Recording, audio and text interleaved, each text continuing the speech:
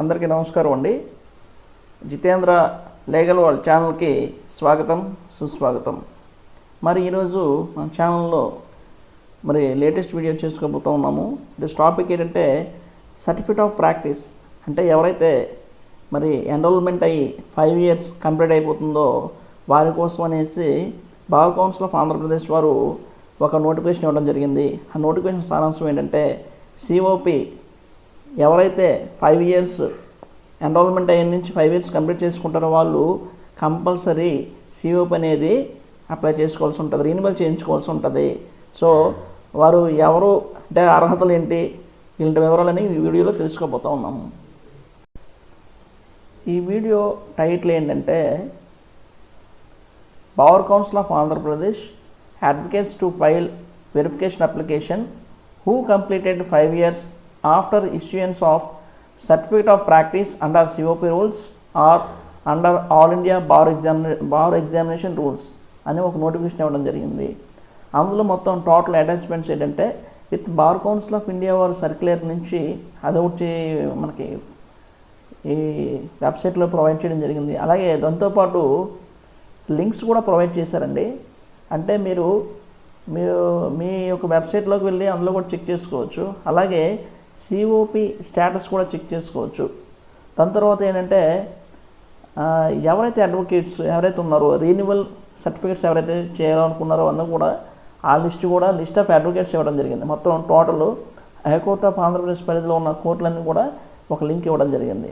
దాంతోపాటు list of advocates to file COP అంటే enrolled ఎప్పుడంటే 1/1/2010 నుంచి 31/8/2019 వరకు ఎవరైతే ఉన్నారో వారందరూ కూడా సిఓపి అనేది ఫైల్ చేసుకోవాల్సి ఉంటుంది. అలాగే వెబ్సైట్లో ఈ రీనివల్ అప్లికేషన్ కూడా లింక్ ప్రొవైడ్ చేయడం జరిగింది. దాంతోపాటు application from filing of COP ఎవరైతే సిఓపి ఫైల్ చేయలేదు వాళ్ళు కూడా కంపల్సరీ చేసుకోవాల్సి ఉంటుంది. ఈ యొక్క లేటెస్ట్ అప్డేట్ అయితే ఇదే ఇవ్వడం జరిగింది. దీనికి సంబంధించిన ఈ లింక్స్ కూడా మీకు వీడియో కామెంట్లో ప్రొవైడ్ చేయడం జరుగుతుంది. అలాగే వీడియో డిస్క్రిప్షన్లో కూడా మీకు ప్రొవైడ్ చేయడం జరుగుతుంది. ఇందులో అర్హతలు ఏంటో మనం ఇప్పుడు తెలుసుకుందాం. ఫస్ట్ మొదటగా సిఓపి రెన్యువల్ అప్లికేషన్ గురించి వీడియోలో తెలుసుకుందామండి. వాళ్ళు ఏం మెన్షన్ చేశారంటే the advocates who have already filed COP applications and were issued COP certificates on June 1st, 2010 for 5 years of validity which expires by 31/12/2024. వాళ్ళైతే ఎవరైతే ఉన్నారో వాళ్ళు కంపల్సరీ రిన్యూవల్ చేయించుకోవాల్సి ఉంటుంది. అంటే ఇప్పుడు January 1st, 2020 for 5 years validity అని చెప్పారనమాట. సో ఎవరైతే ఉన్నారో విచ్ ఎక్స్పైర్స్ బై 31/12/2024 వాళ్ళకి ఈ 31/12/2024 5 years ఇప్పుడు వ్యాలిడిటీ అయిపోతుందో వాళ్ళు కంపల్సరీ ఈ రిన్యూవల్ చేయించుకోవాల్సి ఉంటుంది. అలానే ఆ రీనివల్ అప్లికేషన్తో పాటు డాక్యుమెంట్స్ అనేవి ఏవేవి సబ్మిట్ చేయాలో కూడా ఇక్కడ క్లియర్గా మెన్షన్ చేయడం జరిగింది. అవి ఏంటో మేము ఇప్పుడు తెలుసుకుందాం. డాక్యుమెంట్స్ టు బి సబ్మిటెడ్ అని చెప్పారు. The advocates have to file certified copies of at least 5 వకాల్తనామాస్. 5 వకాల్తనామాస్ ఉండొచ్చు అన్నారు. మెమోస్ ఆఫ్ అపీరెన్స్ 5 ఉండొచ్చు అని చెప్పారు. అలాగే ప్రూఫ్ ఆఫ్ డ్రాఫ్టింగ్ అని, deeds in non litigations work అంట. అలాగే establishing 5 years of active practice that is from the year 2020 to 2024 అన్నారండి. అంటే 5 వకాల్తనామాలు ఉన్న మీరు సబ్మిట్ చేయొచ్చు. అలాగే మెమోస్ ఆఫ్ అపీరెన్స్ ఉంటుంది, అవి కూడా మీరు 5 మెమో ఆఫ్ అపీరెన్స్ కూడా సబ్మిట్ చేయొచ్చని ఇక్కడ మెన్షన్ చేశారు. లేకపోతే లేక అని మెన్షన్ చేశారు. తర్వాత దాంతోపాటు సెకండ్ పాయింట్ ఏంటంటే copies of case status from ఈ కోర్ట్స్లో మనం వెబ్సైట్లో ఉంటాయి కదా, అందులో కాజ్ లిస్ట్లో reflecting the name of the advocate పేరు వచ్చినట్టు ఒక 5 అవి ఉన్నా పర్వాలేదని చెప్పారు. అలాగే అది కాకపోతే జడ్జిమెంట్ కాపీస్ ఉంటాయి కదా, అలాగే ఆర్డర్ కాపీస్ కానీ reflecting the name of the advocate మనం ఈ కోర్ట్స్లో ఆఫ్టర్ జడ్జిమెంట్ అయిన కొన్ని రోజుల తర్వాత ఈ కోర్ట్స్లో సంబంధిత కోర్టు వారు అప్లై చేస్తారండి. దానికి సంబంధించింది ఏంటంటే జడ్జిమెంట్ కాపీ చూసినప్పుడు ఏపీ అంటే ఇప్పుడు క్రిమినల్ తీసుకుంటే ఏపీపీ గారితో లెర్నడ్ కౌన్సిల్ అని చెప్పి ఏపీపీ విత్ ఎక్యూజ్ సంబంధించిన అడ్వకేట్స్ ఎవరైతే ఉంటారో అక్కడ రిఫ్లెక్ట్ అవుతుంటుంది. అలాంటి కాపీస్ అయినా కూడా ఒక 5 మనం పెట్టుకోవచ్చు అండి. అవి అంటే మీకు ఒక ఐడియా ఇస్తాను అనమాట. అలా కూడా పెట్టుకోవచ్చు. దాని లాస్ట్లో పాయింట్ ఏంటంటే judgment copies, order copies reflecting the name of the advocate అన్నారు. సో అది కూడా మనం పంపించుకోవచ్చు అని చెప్పారు. మొత్తం 1 2 3 పాయింట్స్లో పెట్టుకోవచ్చు ఇది. ఇప్పుడు ఫీ వివరాలు తెలుసుకుందామండి. ఈ రీన్యూవల్ అప్లికేషన్కి అలాగే సిఓ అప్లికేషన్కి ఫీ ఎంత అనేది నిర్ణయించడం మనం ఇప్పుడు తెలుసుకుందాం. ఫీ 500 రూపాయలుగా నిర్ణయించారండి ఇది. అలాగే copies of educational certificates not required అని మెన్షన్ చేశారు. అలాగే రీన్యూవల్ అప్లికేషన్ గురించి ఇప్పుడు తెలుసుకున్నాము. ఇప్పుడు ఫ్రెష్ అప్లికేషన్ ఎలాగా అప్లై చేయాలో తెలుసుకుందాం. సేమ్ ఇంచుమించు రీన్యూవల్ అప్లికేషన్ ఎలాగ ప్రొసీజర్ ఉందో సేమ్ ఫ్రెష్ అప్లికేషన్ వాళ్ళకు కూడా అదే ప్రొసీజర్ ఫాలో అవ్వాల్సి ఉంటుంది.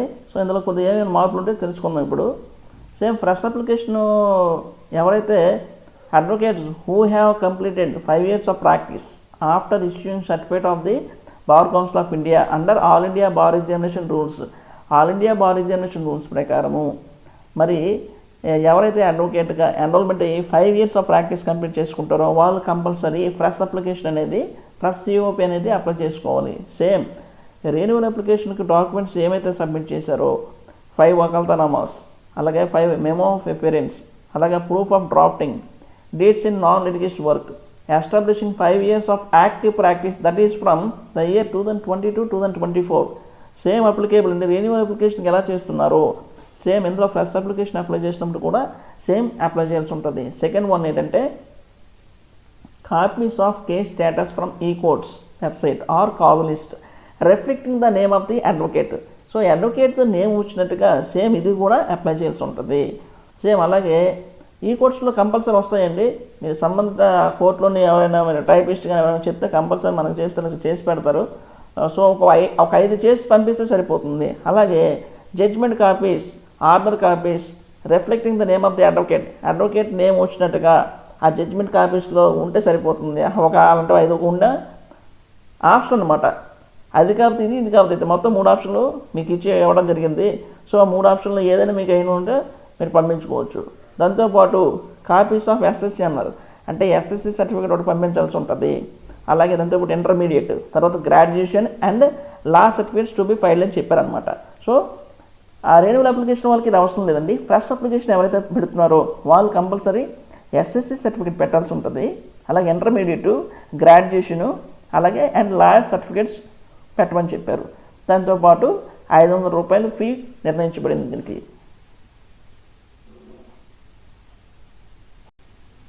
చలానా అనేది మీకు ఇచ్చిన అప్లికేషన్ ఫామ్లో చివరి పేజీలో ఉంటుందండి. ఈవెన్ రెన్యువల్ అప్లికేషన్ వరకు ఒకలాగే ఉంటుంది, చివరి పేజీలో ఉంటుంది. అలానే ఫ్రెష్ అప్లికేషన్ ఎవరైతే పెడుతున్నారో వాళ్ళకు కూడా చలానా చివరి పేజీలో ఉంటుంది. మొత్తం బ్యాంక్ కాపీ ఉంటుంది, అప్లికెంట్ కాపీ, మొత్తం 4 అందులో ప్రొవైడ్ చేయడం జరిగింది. సో మీరు బ్యాంక్ వెళ్ళి చలానా తీసుకొని ఆ వివరాలు మీరు త్రూ పోస్టల్ ద్వారా పంపించాల్సి ఉంటుంది.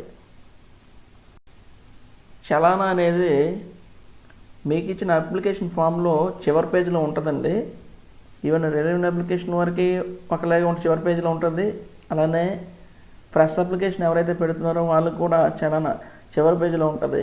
మొత్తం బ్యాంక్ కాపీ ఉంటుంది, అప్లికెంట్ కాపీ, మొత్తం 4 అందులో ప్రొవైడ్ చేయడం జరిగింది. సో మీరు బ్యాంక్ వెళ్ళి చలానా తీసుకొని ఆ వివరాలు మీరు త్రూ పోస్టల్ ద్వారా పంపించాల్సి ఉంటుంది. ఫ్రెష్ అప్లికేషను ఎవరైతే కొత్తగా పెట్టుకుంటారో వాళ్ళకి ముఖ్యమైన విషయం ఒకటి ఉందండి. ఇందులో సర్టిఫికెట్ బార్ నుంచి కూడా తీసుకోవాల్సి ఉంటుంది. అంటే మీకు ఇచ్చిన ఈ వెబ్సైట్ లింక్లో ఇచ్చారండి, అది మీరు డౌన్లోడ్ చేసుకుని మొత్తం 7 పేజీలు ఉంటాయి. అందులో ఆ 7 పేజీల్లో చలానా కాపీ ఉంటుంది లాస్ట్. అలాగే సర్టిఫికెట్ ఉంటుందండి. ఆ సర్టిఫికెట్ ఏంటంటే బార్ కౌన్సిల్ ప్రెసిడెంట్ గారు కానైనా సెక్రటరీ గారు ఎవరైనా కూడా వాళ్ళిద్దరిలో ఎవరైనా కూడా సంతకం తీసుకోవాల్సి ఉంటుంది. దాంతోపాటు స్టేట్ బార్ కౌన్సిల్ మెంబర్ ఉంటారండి, అతని సంతకం కూడా మ్యాండేటరీ అని చెప్పి అందులో ఉంది. అది మీరు గమనించండి, అది సర్టిఫికెట్. తర్వాత ఈ ఫామ్ ఏలో కొన్ని సర్టిఫికేట్స్ ఉన్నాయి, ఏవేవి మీరు పంపించాల్సో అవి మెన్షన్ చేశారు. దాంతోపాటు అడిషనల్ డాక్యుమెంట్స్ ఇదివరకు చెప్పాను కదా ప్రీవియస్ వీడియోలో, అవి కూడా గమనించండి మీరు ఒకసారి. కొన్ని మీకు చెప్పలేదు. ఫామ్ ఏలో ఫామ్ ఏ కాలం 1 to 3 కంపల్సరీ అటాచ్ చేయాల్సి ఉంటుంది. SSC 10+20 intermediate, copy of degree certificate, copy law degree or law degree లేకపోతే ప్రొవిజనల్ సర్టిఫికేట్ పెట్టండి.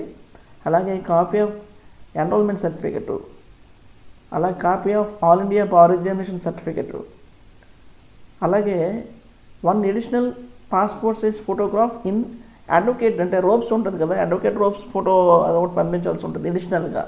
అంటే మనం ఒకటే స్టిక్ చేసిందే కాకుండా ఎక్కడైతే మనం స్టిక్ చేస్తాం దాని మీద కూడా బార్ కౌన్సిల్ ప్రెసిడెంట్ గారి సంతకం, అలాగే సెక్రటరీ గారి సంతకం కానీ ఇందులో ఎవరు ఉంటారో సరిపోతుంది. అలాగే లాస్ట్ వన్ ఏంటంటే state bank of India bank చేయాలన్నా పేమెంట్ చేయాలన్నా పంపించాల్సి ఉంటుంది. దాంతోపాటు అడిషనల్ డాక్యుమెంట్స్ ఇదివరకు చెప్పాను కదా, 5 వకాల్తా మెమోస్ కానీ 5 మెమో ఆఫ్ అపియరెన్స్ కానీ అటువంటి చెప్పాను కదా, అవన్నీ అటాచ్ చేయాల్సి ఉంటుంది అనమాట.